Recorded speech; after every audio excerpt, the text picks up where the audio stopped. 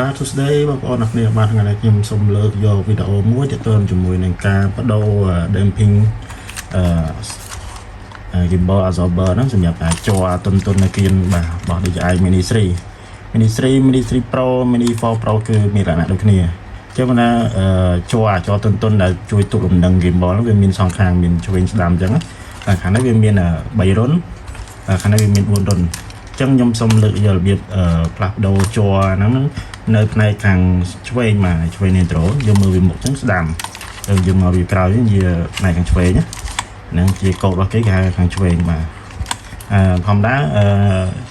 នៅលើ motor មួយវាមានកំណុះសញ្ញាវាចំណាំនេះបាទនេះកំណុះសបាទ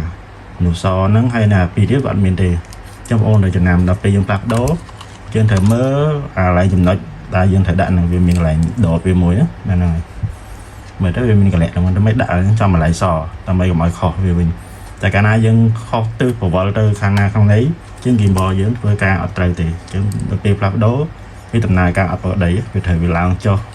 វាអត់ stable បាទហ្នឹងហើយ calibrate ក៏អត់កើតដែរវាខុសមុំ motor វាតោះកុំឲ្យខាត់ពេកខ្ញុំធ្វើការបង្ហាញជូនបងប្អូនអ្នកស្ដាប់គ្នាបាទជាមួយយើងត្រូវដោះអាច័រ damper ចេញសិនអាចាស់បាទហ្នឹងហើយ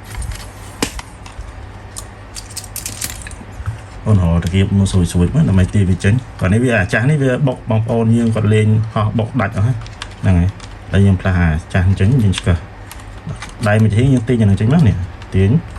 ចង់ទាញបដាច់ក៏បានដែរបងប្អូនចង់ទាញក៏បានដែរតែបើថាខ្ញុំវិធីសាស្ត្រដើម្បីឲ្យវាដោះទៅវាស្អាតអញ្ចឹងណាហ្នឹងហើយ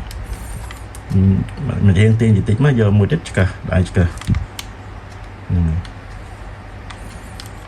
ចុចតិចមកករណីខ្លះបងប្អូនជួស gimbal អានេះវាអត់ខូចទេវានៅល្អដើម្បីដោះវាងាយស្រួលយើងធ្វើតាមរបៀបហ្នឹងហើយតែមួយជាងទាញហើយតែមួយជាងនេះយើងឆ្កឹះឲ្យចូលហ្នឹងហ្នឹងហើយឃើញចេញមកស្រួល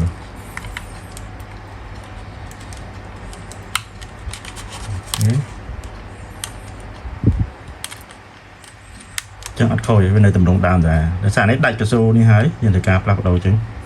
បាទកស៊ូថ្មីវាងាយស្រួលតំការតម្លើងច្រើនជាងដោយសារតែវាមានជាន់នេះវែងស្រួលទាញហើយវាតប៉ែតអញ្ចឹងងាយស្រួលតែនេះថាបងប្អូនតម្លើងអាចាស់វិញវាមានលក្ខណៈស្មុគស្មាញតិចយើងប្រើពេលជាងជាន់តុនថ្មីហ្នឹងហើយអញ្ចឹងចង់ដាក់អាចាស់វិញក៏បានដែរគាត់ថាយើងប្រើពេលសកត់ហើយនឹងទាញមានម្ដងតិចវាងាយខូចខាតអញ្ចឹងហ្នឹងហើយអញ្ចឹងអាកស៊ូថ្មីនេះវាងាយស្រួលតម្លើងជាងអញ្ចឹងបងប្អូនដែលចំណាំបាទនេះតោះមកអាជាន់រុន3នេះក៏វាមានខុសគ្នាដែរអាពីរនេះដូចគ្នាស្មើគ្នាបាទនេះធំជាងគេអញ្ចឹងបងប្អូនមើលអាច័រតុនហ្នឹងទៅមួយណាធំជាងគេអានេះធំបាទហើយពីរនេះដូចគ្នាយើងហើយនេះកលាក់វានៅខាងនេះកលាក់ចំលាក់សហ្នឹងហ្នឹងចំយើងដាក់មិនក៏អត់ចេះខុសដែរឲ្យតែត្រូវតាមមួយវាដើមវិញយើងសូកអាហ្នឹងចូលមកយើងសូកអាច័រតុនហ្នឹងចូលនឹង drone មុនបាទហ្នឹងហើយ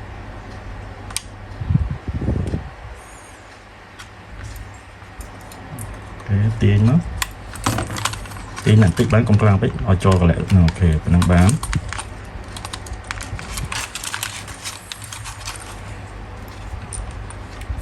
ខ្ញុំគង់ទៅទុកខាងនេះផងចាត់ដាច់ខ្សែព្រោះវាមានខ្សែ data វាជួលមកកាមេរ៉ាទាញចូលឡើងអាចដាច់ខ្សែនេះសូកចូលនឹងមួយទៀតណាចឹងវាមានអាច័រថ្មីហ្នឹងវាមានកន្លែងទាញស្រួលបាទចាស់បើមានឡើងទាញទៅវាងាយដាច់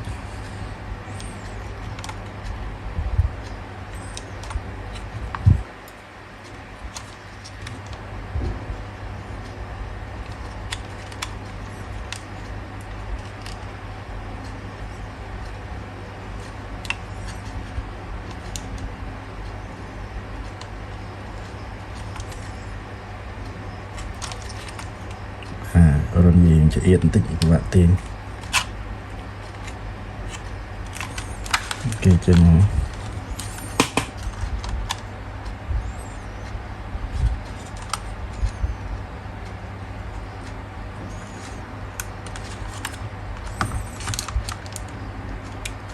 ចាំបងប្អូនខ្ញុំបញ្ជាក់បងប្អូនភាសាទៀតដោយសារតែខាងនេះវាមានរុនជ័រអាកស៊ូទប់លំនឹងហ្នឹងវាមានតែ3រុននេះបាទមួយវា3បើខាងនេះខាងមីខ្សែនេះគឺ4បងប្អូននៅចំណាំដាក់ខុសយកអត់មានកន្លែងចាប់ត្រូវហ្នឹងព្រោះជើងមានតែ3ខាងនោះ4ចឹងខុសគ្នា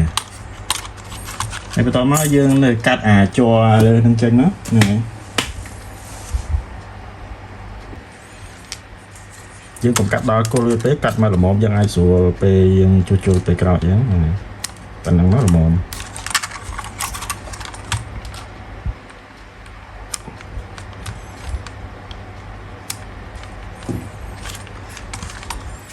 បន្តមកទៀតយើងចាប់អាច័រតុនហ្នឹងចូលជាមួយនឹង motor gimbal វិញបាទហ្នឹងហើយយើងដាក់ចំណុចសហ្នឹងឲ្យចំ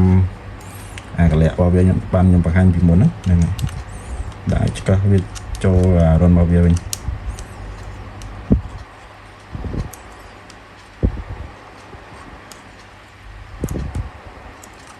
ហើយមួយចឹងពេលតឡើងចូលអញ្ចឹងដល់ពេលដោះវិញក៏យើងត្រូវឆ្កឹះអានឹងចេញអញ្ចឹងដែរបាទស្រួល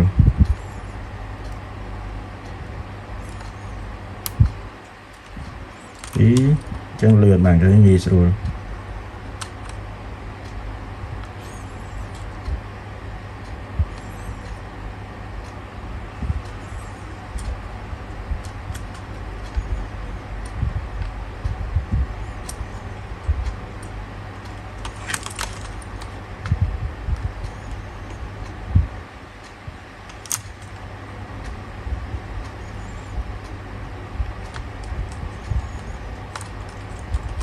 រួចរាល់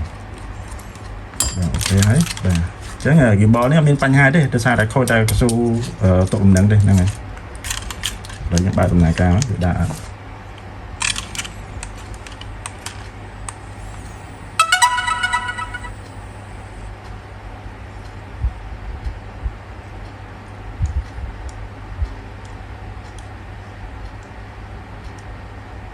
អូខេរួចរាល់ហ្នឹងហើយដំណើរការវិញហើយ